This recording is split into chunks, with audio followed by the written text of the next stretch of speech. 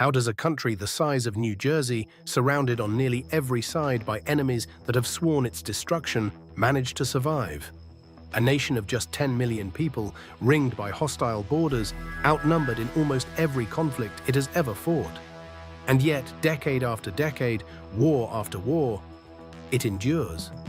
To understand why Israel is so difficult to defeat, you have to look past the headlines, see, and into the machinery of a state built from day one to survive. Israel was born in blood. On May 14, 1948, David Ben-Gurion stood in Tel Aviv and declared the founding of a Jewish state. Within hours, the armies of Egypt, Jordan, Syria, Iraq, and Lebanon crossed its borders with one shared goal: to strangle the new nation in its crib. But Israel didn't collapse. It fought. It improvised. And against every prediction, it won. That first war set the tone for everything that followed. Survival was not a policy, it was the policy. Today, the pressure has never truly eased. Hezbollah to the north, Hamas to the south, Iran and its network of proxies stretching across the region. Rockets, drones, tunnels, cyber attacks, the threats have evolved, but the question stays the same. Can Israel be defeated? On paper, the math looks grim. A tiny population, a sliver of land, enemies with far greater numbers.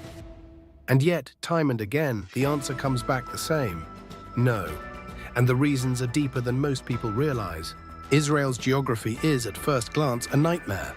At its narrowest point, the country is just 9 miles wide, a distance you could drive in 10 minutes. There is no strategic depth, no mountains to retreat into, no vast hinterland to absorb an invasion. But that same smallness is a weapon.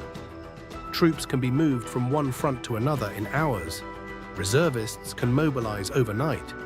The whole country functions in wartime as a single tightly coordinated battlefield, fast, compact, and almost impossible to surprise twice. Because Israel cannot afford a long war, it has learned to fight short ones. The doctrine is simple: strike first, strike decisively. End it before the enemy can regroup. In June of 1967, facing encirclement by Egypt, Syria, and Jordan, Israel launched a preemptive airstrike that destroyed most of the Egyptian Air Force before breakfast. 6 days later, the war was over.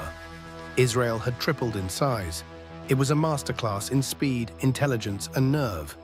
And it remains the blueprint for how Israel fights to this day. There is something else that armies and statistics struggle to measure: motivation.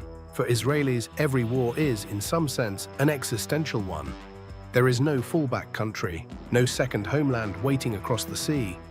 Defeat does not mean a change of government, it means the end of the nation itself. That awareness, passed down through generations shaped by the Holocaust and by 75 years of siege, produces a kind of resolve that is hard to match. You cannot outlast a people who believe they have nowhere else to go. In Israel, the military is not a separate class. It is the nation. At 18, nearly every citizen, men and women alike, is drafted into the Israel Defense Forces. They serve for years, then spend decades in the reserves, called up whenever the country needs them. The result is a society where almost every adult has military training, where civilians can become soldiers within hours, and where the line between the army and the street simply does not exist. It is, quite literally, a nation of soldiers. If Israel's army is its shield, its intelligence services are its eyes. The Mossad, Shin Bet, Unit 8200, names that have become legend in the world of espionage. From tracking down Nazi war criminals to sabotaging Iran's nuclear program to operations so secret their details may never be known. Israel's intelligence network is widely considered among the very best on Earth. In a region where knowing what your enemy will do tomorrow can mean the difference between victory and annihilation, that edge is everything. Then there is the technology. Israel is, per capita, one of the most innovative nations in the world. And nowhere is that clearer than on the battlefield. The Iron Dome intercepts incoming rockets with a success rate that once seemed impossible.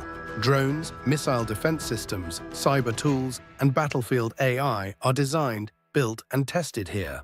Silicon Valley startups and Israeli defense labs share the same DNA.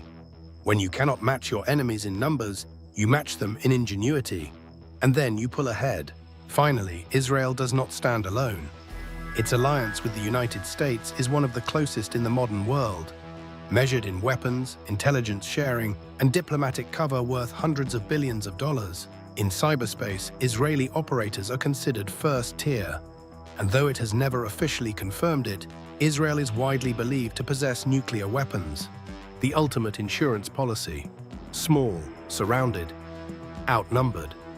And yet, for all these reasons combined, Israel remains one of the hardest countries on earth to defeat in war.